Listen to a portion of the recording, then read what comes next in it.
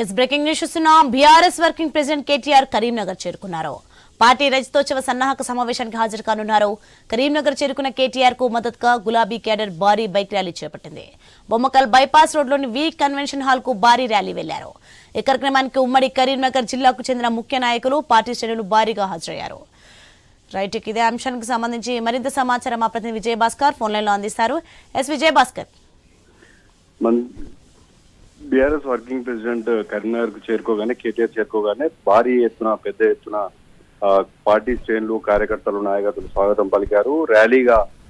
భారీ ర్యాలీగా వి convention hall కు చేరుకుంటున్నారు. ఈ నేపథ్యంలో ఉమ్మడి కరీంనగర్ జిల్లాకు సంబంధించి పెద్ద ఎత్తున నాయకులు, అదేవిధంగా కార్యకర్తలతో పాటు మాజీ మంత్రులు, ఎమ్మెల్యేలు, కార్యకర్తలు పెద్ద ఎత్తున అంటే మండలాల వారీగా, గ్రామాల వారీగా పెద్ద ఎత్తున చేరుకున్న పెద్ద ర్యాలీగా వి కన్వెన్షన్ హాల్ కు చేరుకుంటున్నారు. అయితే అనుకున్న వాటికన్నా పెద్ద ఎత్తున క్యాడర్ రావడంతో పోలీసులకు కూడా జనాలను కట్టడి చేయడానికి కూడా సమయం పట్టిందనే చెప్పుకోవచ్చు. అయితే ఈ రోజు ఉమ్మడి కరీంనగర్ జిల్లాలో సభ జరుగుతున్నటువంటి నేపథ్యంలో పార్టీకి సంబంధించి సెంటిమెంట్ జిల్లా కరీంనగర్ కావడం, అందులో భాగంగానే పెద్ద ఎత్తున క్యాడర్ రావడం, పెద్దపల్లి జిల్లా అనుకున్నా, జగిత్యాల జిల్లా అనుకున్నా, రాజన్న జిల్లా, అదేవిధంగా కరీంనగర్ జిల్లాకు సంబంధించి 4 జిల్లాలకు సంబంధించినటువంటి అప్పుడు ఇన్ఛార్జిగా ఉన్నటువంటి తాజాగా అంటే మాజీ మంత్రులు, అదేవిధంగా మాజీ ఎమ్మెల్యేలు పెద్ద ఎత్తున అయితే క్యాడర్ అంతా అక్కడికి తీసుకొచ్చి పెద్ద ఎత్తున అన్ని రకాల ఏర్పాట్లు చేసినటువంటి నేపథ్యం. ఎందుకంటే గత దశాబ్ద కాలంగా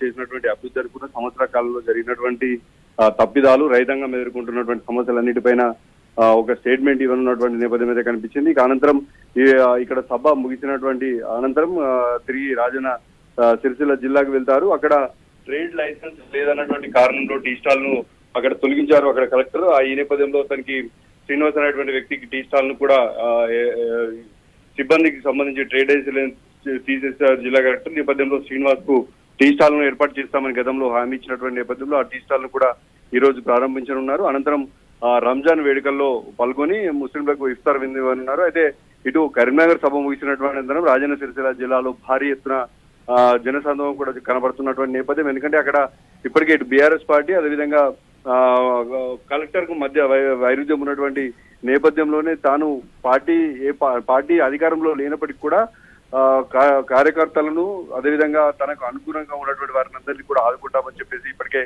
స్టేట్మెంట్ ఇచ్చినటువంటి నేపథ్యం. గత పర్యటనలో జిల్లాలకు సంబంధించినటువంటి బాధితుడు రాజిరెడ్డిని ఓదార్చారు. తిరిగి ఈ రోజు పర్యటనలో శ్రీనివాస్ కు టీ స్టాల్ ఓపెన్ కి సంబంధించి కూడా అన్ని రకాల ఏర్పాట్లు అయితే పూర్తయినటువంటి నేపథ్యం. గతంలోనే హామీ ఇచ్చారు, 10 లక్షల వరకు వెచ్చించైనా సరే తనకు టీ స్టాల్ నిర్మించి ఇస్తామని చెప్పేసి ఇచ్చినటువంటి హామీని ఈ రోజు నెరవేర్చనున్నారు కేటీఆర్. ఈ నేపథ్యంలోనే ఇటు కరీంనగర్, అదేవిధంగా సిరిసిల్ల కేటీఆర్ పర్యటన అయితే ఇటు కార్యకర్తలకు, పార్టీ శ్రేణులకు, నాయకులకైతే ఉత్కంఠ నెలకొన్నటువంటి నేపథ్యం అయితే కనిపించింది. ఇక ఉమ్మడి కరీంనగర్ జిల్లాలో కాళేశ్వర ప్రాజెక్టు సంబంధించి కూడా ఎలాంటి వ్యాఖ్యలు చేస్తారనేటువంటి ఏం ప్రకటన చేస్తారనేటువంటిది కూడా ఆసక్తి లేదు. ఎందుకంటే గత దశాబ్ద కాలంగా అయినటువంటి సాగు అనుకున్న వరి పంట చేతికొచ్చింది, కానీ ఈసారి వరి పంటలు ఎండిపోవడం, మరోవైపు 2 రోజులు నిన్న మొన్న అంటే దాదాపు 2 రోజులుగా వరి పంటలు కూడా ఎండిపోయినటువంటి వడగళ్ల వానతో నష్టపోయినటువంటి రైతులకు కూడా స్టేట్మెంట్ ఇవ్వనున్నారు. ఎందుకంటే గతంలో అయితే పంటలు నష్టపోయినటువంటి సమయంలో, అదేవిధంగా